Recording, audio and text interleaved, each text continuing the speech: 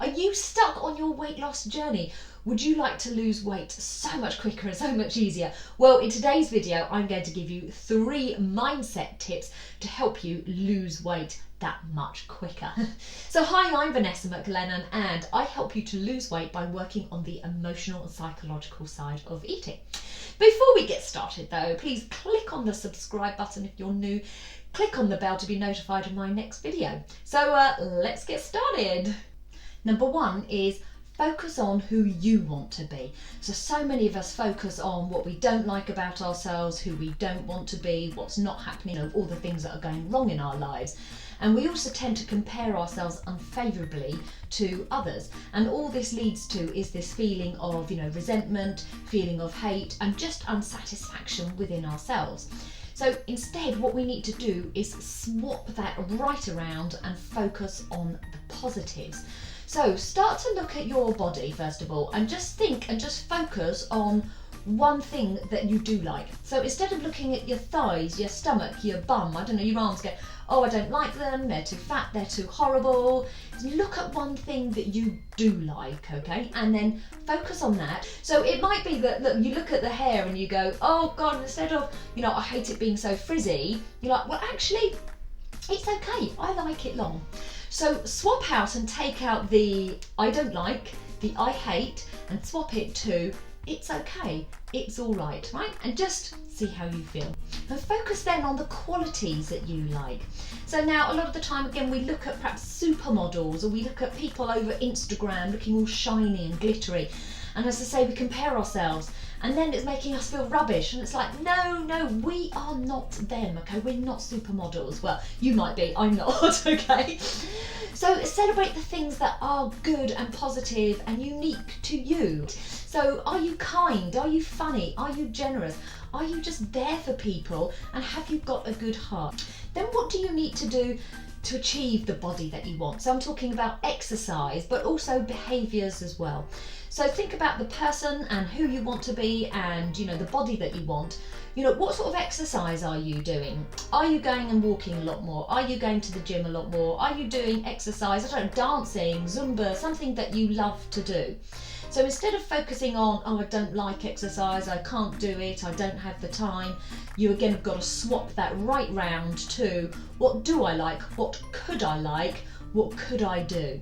And then focusing on, the behaviours that you do. Instead of going, I'm not very good at dieting, I fall off it. It's like, well, actually, what am I perhaps good at, or what do I like eating that's healthy and positive for me?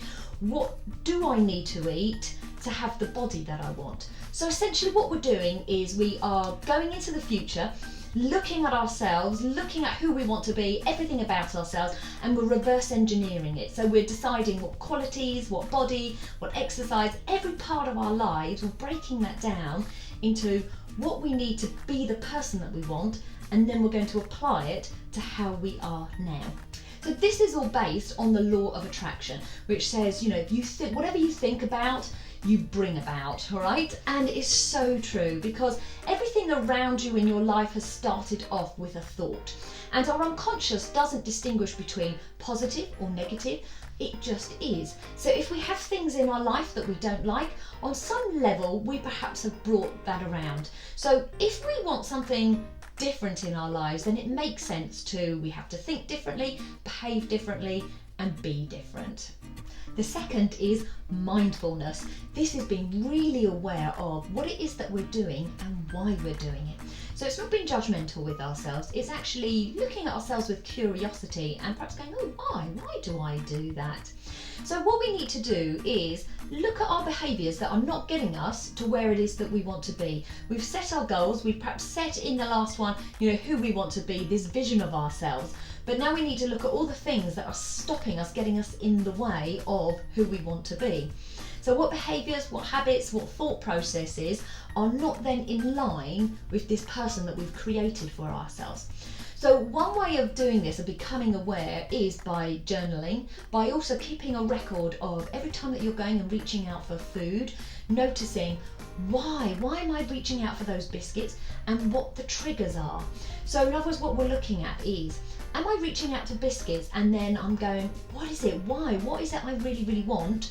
Well, actually what I want is I'm bored actually I don't feel fulfilled, I don't feel loved.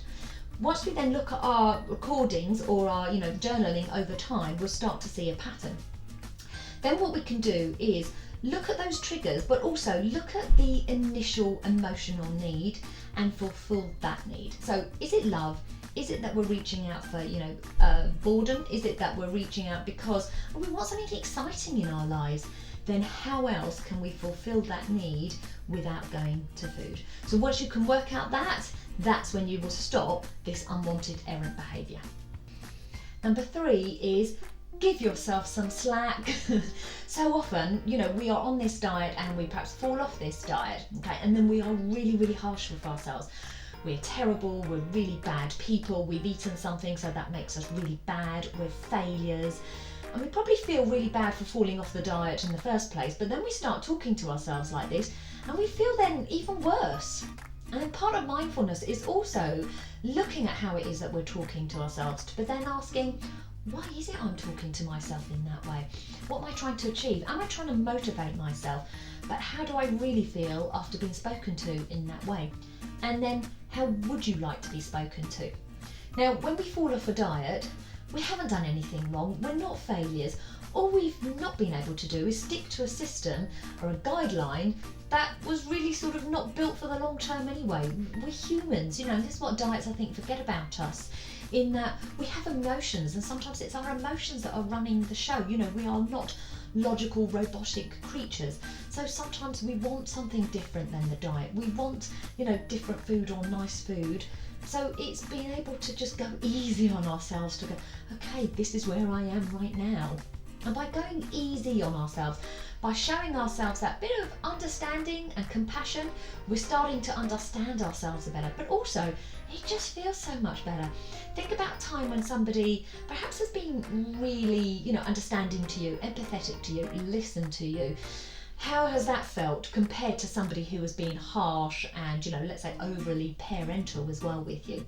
So when we're easy on ourselves, it doesn't mean that suddenly we're going to go mad, we're going to go wild, and we're going to eat everything in sight.